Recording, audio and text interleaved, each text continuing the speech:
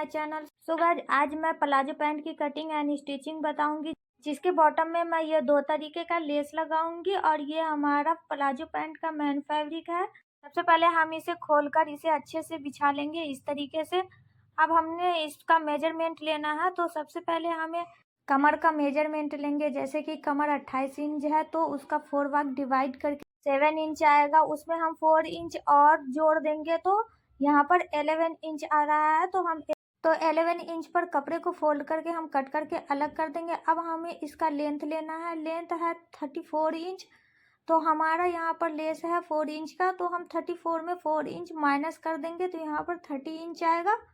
और उसमें हम 1 इंच और माइनस करेंगे जो हमारा लास्टिक का पट्टी लगेगा, तो 29 इंच आएगा।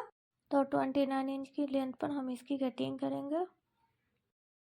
हाफ इंच एक्स्ट्रा रखते हुए हम इसकी लेंथ की मार्किंग कर लेंगे इस तरीके से। हाफ इंच एक्स्ट्रा हमने मार्जिन के लिए रखा है। कमर का विड्थ हमारा जो 4 इंच एक्स्ट्रा रख करके 11 इंच का आया है, उस पर हम मार्क कर देंगे इस तरीके से। उसके बाद हमने आसन के लिए 12 इंच पर मार्किंग करनी है। आसन पर हमने 3 इंच एक्स्ट्रा देनी होंगी। 1 इंच मार्जिन के लिए जाएगा और 2 इंच इसकी गोलाई के लिए। पैंट की मोहरी जितनी खुली आपको पसंद है आप उतना रख सकते हैं। हम यहाँ पर 10 इंच की मोहरी खुली हुई रख रहे हैं।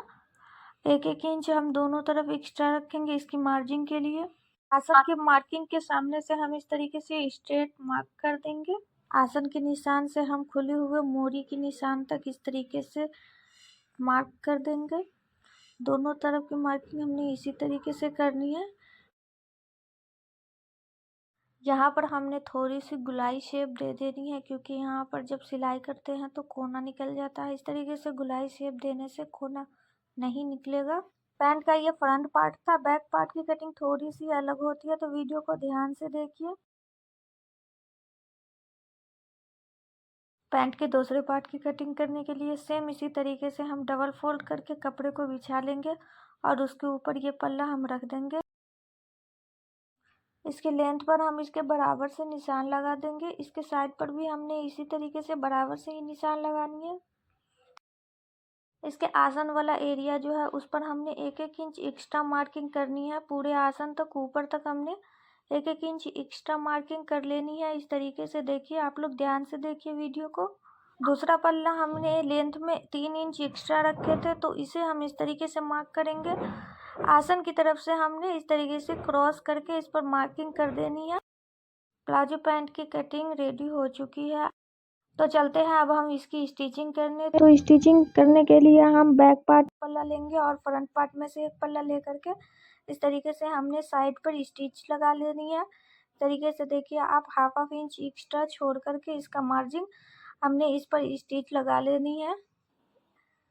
और उसके बाद इसके ऊपर हम एक टॉप स्टिच लगा देंगे इसकी फिनिशिंग के लिए। हाथों से इस तरीके से प्रेस करते हुए इसकी स्टिचिंग करनी है, इससे फिनिशिंग अच्छी आती है। इसी तरीके से हमने इसका दूसरा पल्ला भी तैयार कर लेना है। उसके बाद हम इसके आर्मोल पर स्टिच लगाएंगे। हाफ इंच एक्स्ट्रा रख करके हम इस पर आर्मोल पर स्टिच लगा देंगे। इस पर डबल स्टिच लगानी है हमें। इसी तरीके से सेम हमें दूसरे पल्ले का भी आर्मोल को तैयार कर लेना होगा।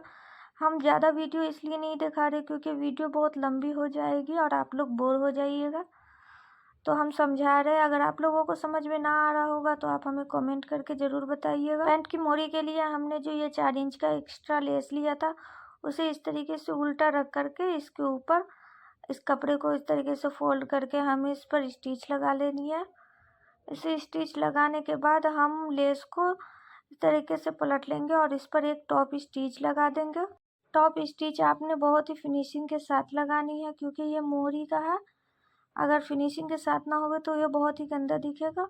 उसके बाद हम ये वाली सेंटर लेस किनारी पर इस तरीके से सिलाई लगा देनी है।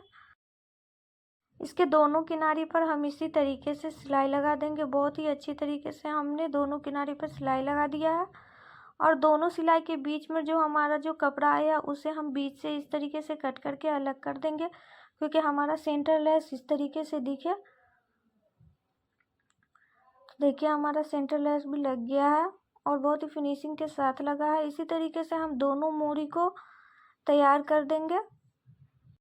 सेम इसी तरीके से हमने दोनों मोरी बना करके कंप्लीट कर लिए हैं।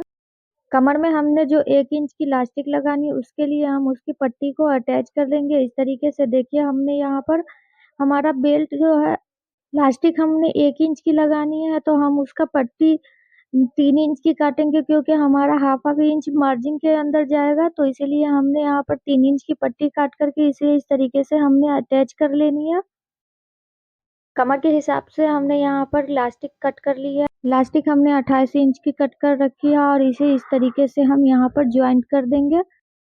इलास्टिक को बेल्ट के ऊपर रख करके हम इस तरीके से इसको फोल्ड करके इसको स्टिच कर लेनी है। पूरी चारों तरफ हमने इसी तरीके से स्टिच करनी है। इलास्टिक लगाने की वीडियो अगर आप अलग से देखना चाहते हैं तो आप हमारे चैनल टेलर नाच पर जाकर के देख सकते हैं।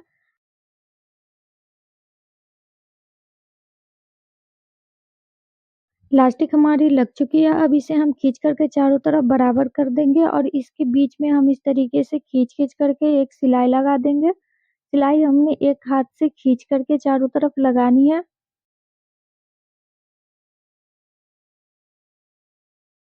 अब हमने इसके मोहरी के साइड में सिलाई लगानी है। 1 इंच हमने जो मार्जिन के लिए छोड़ा हुआ था उसी का मार्जिन रखते हुए हम इसके साइड में एक सिलाई लगा देंगे।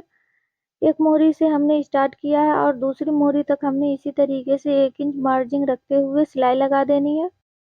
तो हमारा स्ट्रेट प्लाजो पैंट बंद करके रेडी हो चुका है। तो अब हम इससे पलट करके दिखाते हैं इसका फाइनल लुक। तो ये रहा हमारे स्ट्रेट पैंट का फाइनल लुक।